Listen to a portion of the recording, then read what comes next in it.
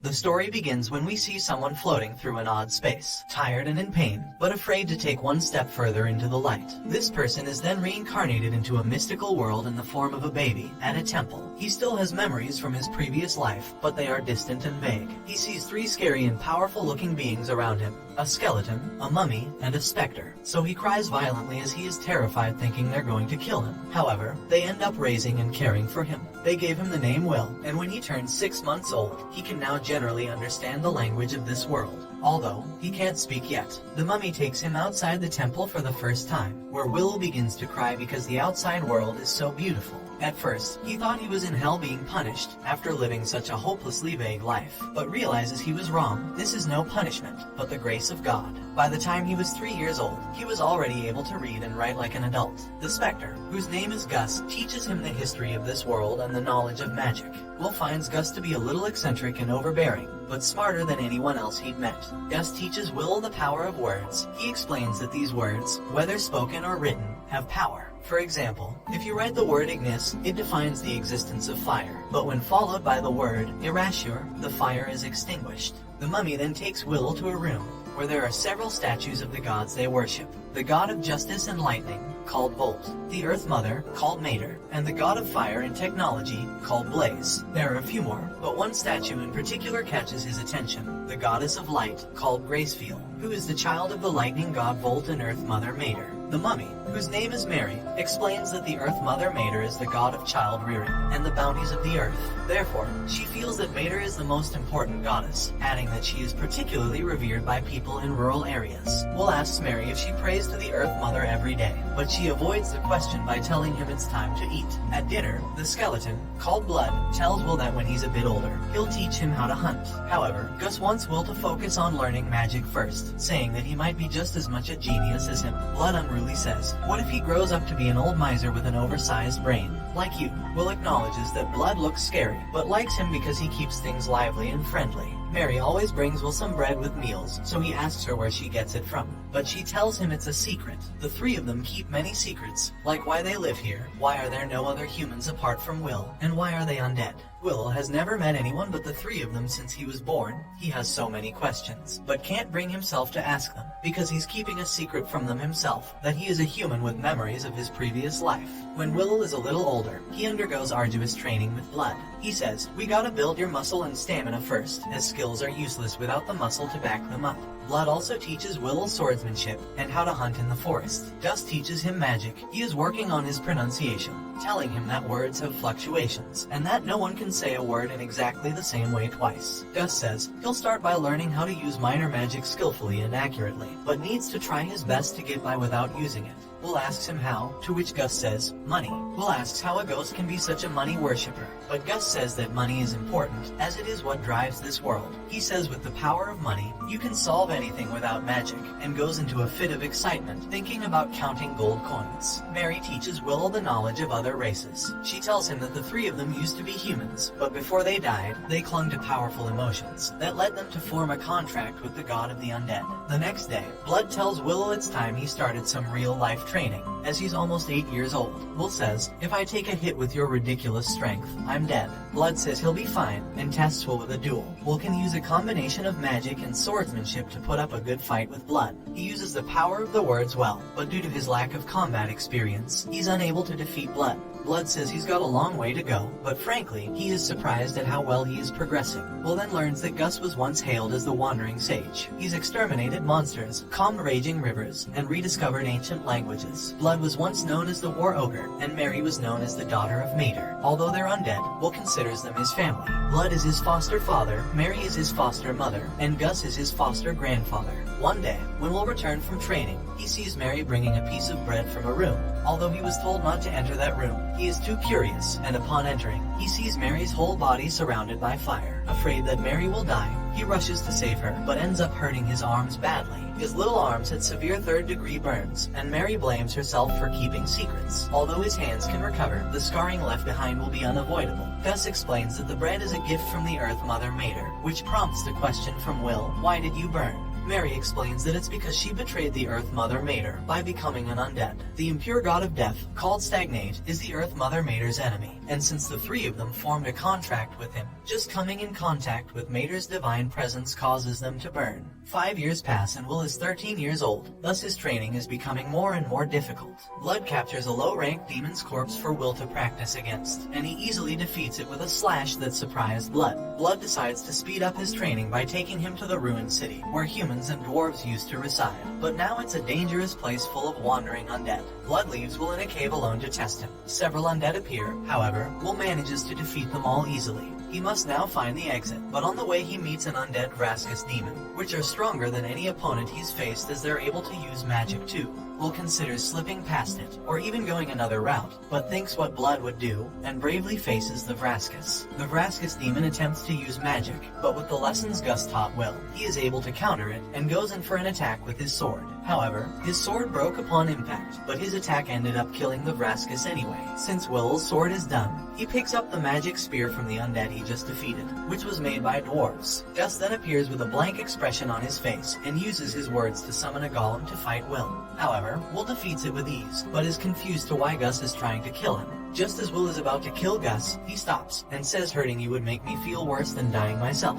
Gus then apologizes to Will, and says he took that lesson a bit too far. Will is shocked that Gus is trying to pass it all off as a lesson, but doesn't say anything and they return to the temple. Will notices Gus hadn't brought up the incident at the cave, and thinks there must be a reason why he won't talk about it, so he decides not to tell Blood or Mary. Gus then has a private conversation with Will, and tells him that Blood is going to challenge him to a serious duel. Gus wants Will to find a way to lose the duel in a way that Blood won't notice. Will wants to know why, but Gus won't give him an answer. Will becomes extremely frustrated with Gus, and tells him that he can't help him with the duel, adding on the way out, "I'll pretend I didn't hear a word of what you just said."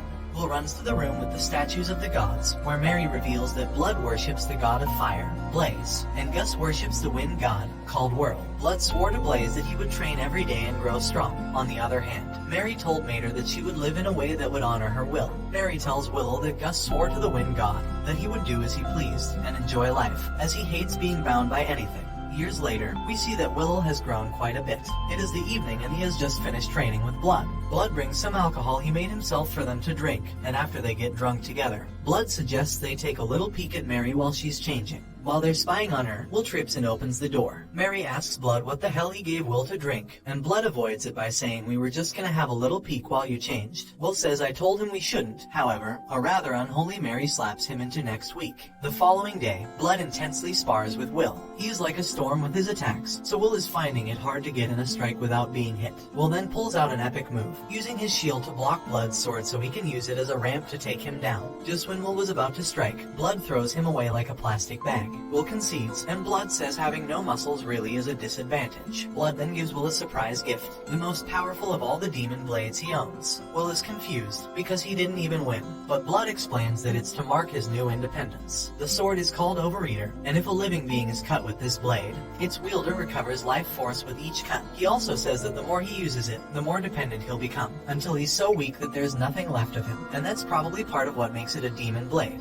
Now Will is old enough, Mary and Blood decide to tell him the secrets about the king among demon kings, who tried to conquer their continent. About 200 years ago, the demon kings led a great uprising. An army of countless demons invaded the continent, so the place was crawling with demon kings and generals. These swarms of demons offered up massive amounts of flesh and blood, in a number of great rituals to their deity, the god of dimensions. The High King went on a rampage in their continent, and Blood explains that his nicknames don't even come close to the truth, adding that his abilities were absolutely insane. He could turn any blood he shed into soldiers, and any flesh cut from his body into commanders, in unlimited amounts. In other words, he made demons from his own flesh and blood. Only blades can harm him. Arrows and magic wouldn't even leave a mark. Blood says his weapon of choice was Overeater, which shocks Will. Mary explains that eventually, he came to be called the High King, meaning the king of all kings. Blood says that even with the help of Gus's magic and Mary's blessing, he was no match for the High King. And because he is an undead, he can't grow, therefore his sword skills can't improve any further. Since they couldn't kill the High King,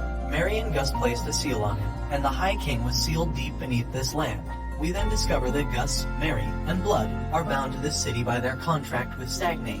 If they agreed to join his army of undead, he'd kill all the demons that were in the city, and allow them to defend the seal in their immortal bodies. Will figures out that he was meant to be a sacrifice to break the High King's seal. However, after the demons that brought Will to them were slain, they decided to keep him and raise him like one of their own. They thought humanity had gone extinct, but the fact that the demons were able to bring him there means there must be a place inhabited by humans close by. And so, Will now knows why he is there. He's about to head into a nation of people who survived the Great Uprising. A few moments later, Mary and Blood tell Will they love him, and how he is a strong, clever boy. Will is confused to why it sounds like they're saying their last goodbyes. Then all of a sudden, a demonic portal opens up in the sky, and out comes the infamous High King. He asks if they've said their farewells, as he's here to take the souls of Blood and Mary. Will is paralyzed so he can't even move, but just then, Gus appears. He tells Will to take Blood and Mary and get out of here, declaring that he is going to stop the High King. Gus uses his strongest magic and gets rid of the High King. Or so he thinks. Suddenly, Gus is paralyzed by the High King, along with Mary and Blood. We discover that the High King divided his strength into two bodies, in case something like that happened. He leaves only Will, and proposes a deal. If he joins his undead army, he will let him live in harmony forever with his undead family, and gives him till evening to think about it. At night, Will goes to see the High King to tell him his answer. Will bravely says, "I'm not giving you a single thing." So Stagnate summons his army of undead. Will impresses Stagnate with his abilities, so he stops his undead army, and asks again if he would join him, as he's taken a liking to Will. He says, "I will welcome you as a general in my undead army," and cuts himself, telling Will to drink his blood. When it seems that Will is going to accept, he takes out the sword Blood gave him and attacks Stagnate. However, the High King unleashes a demon snake that bites Will, and suddenly he is transported to a strange place, where it seems like he had been before. He finds the goddess of light, and in the end, he makes a pact with her. That is, the goddess will give her protection and guidance, so long as he does not forget his resolve. Upon waking, Stagnate is disappointed that he made an oath with Graceful, as he hoped Will would join his ranks. The undead attack Will, but they are no match for Overeater. Stagnate suddenly disappears using the cloud of dust, and Will is left wondering where he went. Graceful then appears, and faces Will in the direction of the temple. Will then uses his accelerate ability to get over there as soon as possible, after realizing that the High King is after Blood and Mary. When Will arrives, the High King is just about to kill Blood. Will tries to stop him but knows he will not make it in time, but suddenly, a goddess appears who Will doesn't recognize, and after saying goodbye, he realizes that the Earth Mother never hated Mary for accepting Stagnate's deal. Mary starts to cry, and at that moment, Stagnate casts a lightning spell at Will, but he stops it with his magic, and takes advantage of this opportunity to charge with his sword, and begins to hit Stagnate with a vicious flurry of attacks. Will ends up defeating the High King, and after we see him vanish completely, everyone is very excited and congratulates Will. However, when they're about to leave, Mary and Blood fall to the ground. They tell Will that since they lost their attachment and denied selling their souls to Stagnate, their time has come to an end. Will begins to cry and asks if there's anything he can do, as he doesn't want to lose them. However, they calm him down and tell him that there's nothing he can do, but they're proud of who he has become, and want him to stay on the right path. Will then begins to see pictures above their heads from when they were human. Then Gus arrives, and the four of them enjoy their last moments together. After Blood and Mary die, the goddess takes their souls, and they will go back into the cycle of death and rebirth. Comment below if you would like a part 2. Don't forget to like and subscribe if you enjoyed, and turn on the notification bell so you never miss out on another video. Until next time, take care.